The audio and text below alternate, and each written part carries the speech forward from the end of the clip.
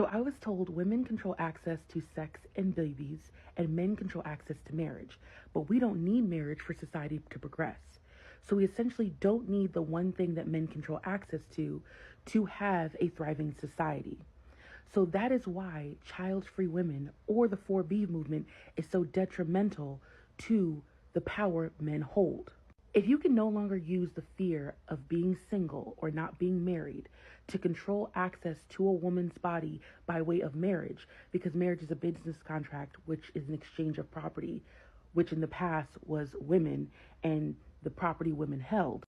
But when women no longer want to get married because they're not seeing the benefit of marriage for them, because marriage was never supposed to benefit women, that's why we see an influx of all these red pillars, podcasters, 4G, 4 whatever they're calling it now.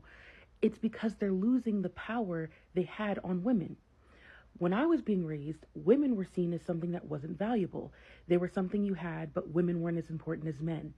But now we're starting to see a shift where if women no longer want to deal with the male species no longer exists.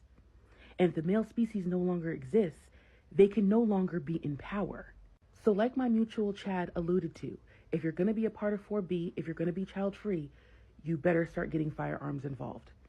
Because you can't be anti-firearms and be a part of these kind of movements, because men are going to try to assert their dominance any way they can.